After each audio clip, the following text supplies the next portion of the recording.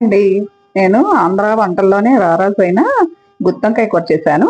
ఈ గుత్తొంకాయ కూర చాలా టేస్ట్‌గా వచ్చింది. ఈ గుత్తొంకాయ కూర ఎలా చేయాలి అని నా ఛానెల్‌లో అప్‌లోడ్ చేస్తాను చూడండి. ప్రస్తుతానికి గుత్తొంకాయ కూర టేస్ట్ ఎలా ఉందో నేను చూస్తున్నాను. ఇలా బ్రౌన్ రైస్ వండేసాను. ఇలా బ్రౌన్ రైస్ పెట్టుకొని ఈ గుత్తొంకాయ కూర కూడా వడ్డించేసుకున్నాను. మొన్న నేను సింపుల్‌గా ఆవకాయ పచ్చడి పెట్టాను రోజువారీ కోసం. ఇంకా కాయలు ముదరలేదు గదా! ఓన్లీ 2 కాయలు మాత్రం ఆవకాయ పచ్చడికి ముందు టేస్ట్ చేద్దాం అని చెప్పి 2 కాయలు తెచ్చాను. గుత్తొంకాయ కూర ఎంత టేస్ట్‌గా ఉందో చూస్తుంటేనే నోరూరి పోతుంది గదా! ఇలా కాయపాటిని తింటూ ఉంటే ఆ టేస్టే వేరు. ఇంకా ఆవకాయ పచ్చడి కాడికొస్తే 2 కాయలు తెచ్చి ఇంకా ముదరలేదు లేతగానే ఉంది.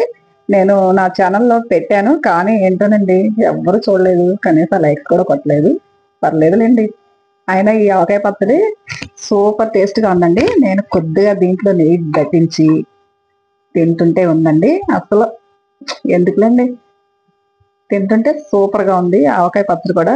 ఇంకా నేను ఈ గుత్తొంకాయ కూర కూడా పక్కన పెట్టి ఆవకాయ పచ్చడి తింటున్నానంటే అసలు ఆవకాయ పచ్చడి టేస్ట్ ఎలా ఉంటదో మీరే చూడండి. ఎంత టేస్టీ అయినా ఆవకాయ పచ్చడి నేను నెయ్యి కలుపుకొని తింటున్నాను. సూపర్ టేస్ట్‌గా ఉంది.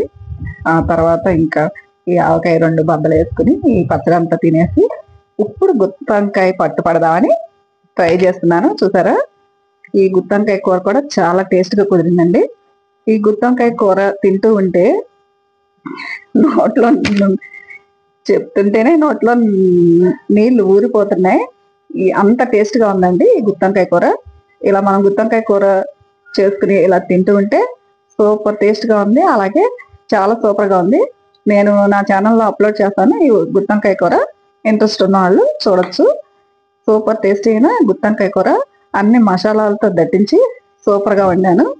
ఈ రోజు నా లంచ్ ఈ గుత్తొంకాయ కూరతో ముగిచ్చాను. అసలు ఈ రోజు లంచ్ ఈ గుత్తొంకాయతో తింటుంటే ఎందుకులెండి. దీని ముందు ఏది సరికాదు. ఈ గుత్తొంకాయ కూర మీరు కూడా ట్రై చేయండి.